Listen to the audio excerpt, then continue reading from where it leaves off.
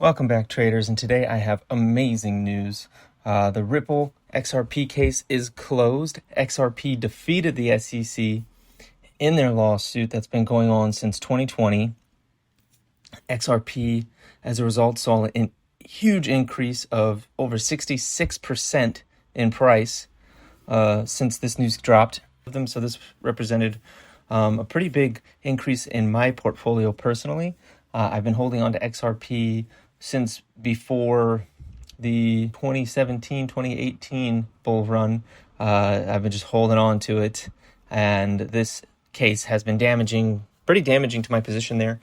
But this is just fantastic and is leading the way for even further crypto adoption. It's going to be a decision that will weigh heavily on the SEC's other cases against Coinbase and Binance that are currently open, and their claim that coins such as Cardano and Solana and a few others are securities.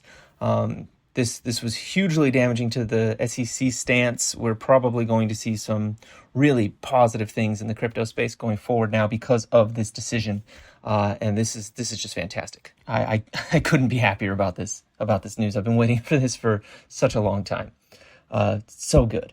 The other things that happened today is crypto miners, they went nuts today, just absolutely nuts. They were all up between 10 and 20% all day long. Fantastic. Let me see, where were we? And that was a result of yesterday's CPI report coming in, cooling off. It came in better than expected. Today, the PPI index, that came in better than expected.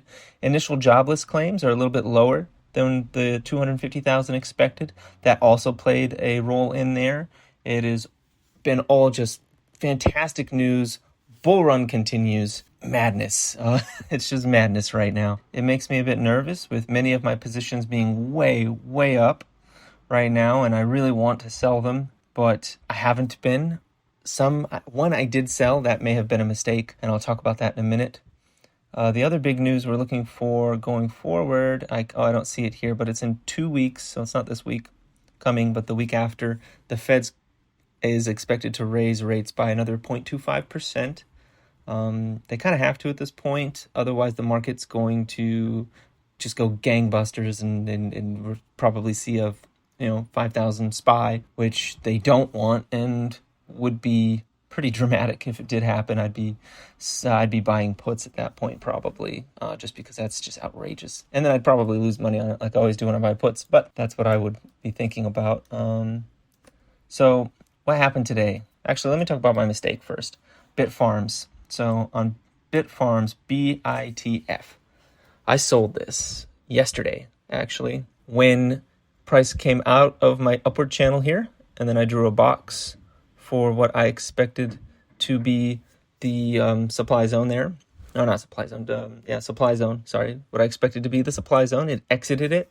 It closed on the 30-minute candle right here, and I sold on this candle with the expectation that it would come down to at least the 170 level, probably more down here to the 160 level. I was very wrong about that. It almost immediately, as you can see, turned around after I made my sale. I went right back into my channel. This morning it came down a little bit, and then once the news broke, it just took off and went right back out of this, right through my supply box, right back into my upward channel, to the very top of my upward channel, and then is resting here. It'll hopefully will cool off tomorrow and come back down to like the $2 range, but right now it's at 209. It hit a high of 212. I sold at 180, almost 1,000 shares at 180, so I missed out on quite a lot of profit because of that. And that is a lesson that I forgot that today was. So yesterday's news was just so good. I didn't think price was going to pop up so insanely again. I didn't take into account that today was the PPI index, as well as the jobless claims, which both came in very good, and that caused price to go even crazier. The Ripple news, that was unexpected. That was completely, no one could have predicted that would have happened today. I don't feel bad about missing out on it, on that particular news for that holding.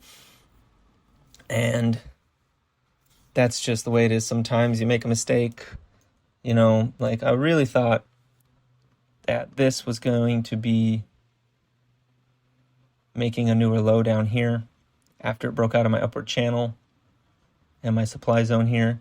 And what ended up happening, if we look at a higher time frame, let me get rid of this box now. Unlock it, turn it off. If we look here, we go up in the channel, go sideways, and then back up again. It just became a big old bull flag. And it ended up being a bull flag. It wasn't a double top like I was thinking. I was thinking top.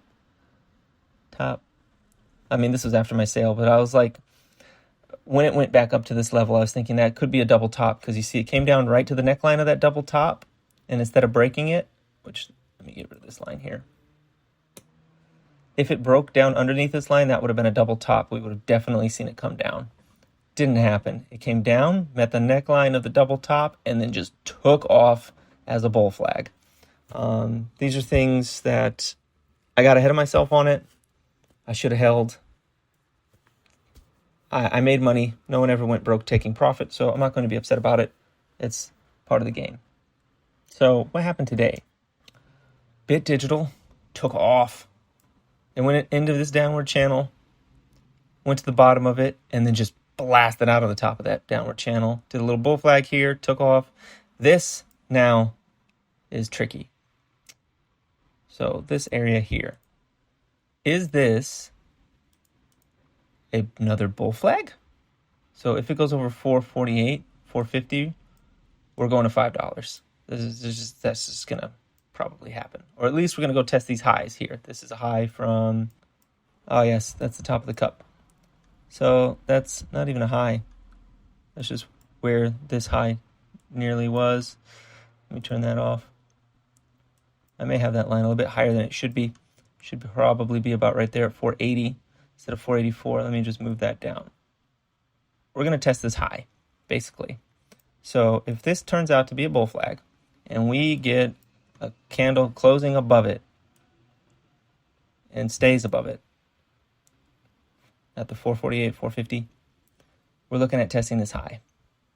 If it comes back down here underneath 431, we're going to go back into this area here to not even this line, not even that line.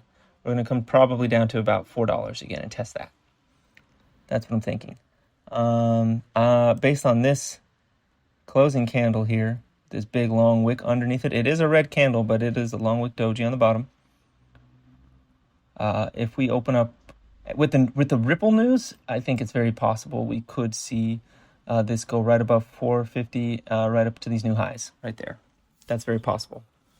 Can absolutely see that happening. Anyways, today was a fantastic day. This is the Mara chart. It also went outside of my upward channel today. So it's probably going to come back, test this top of this channel, maybe even the midpoint of the channel, and then continue up again, possibly.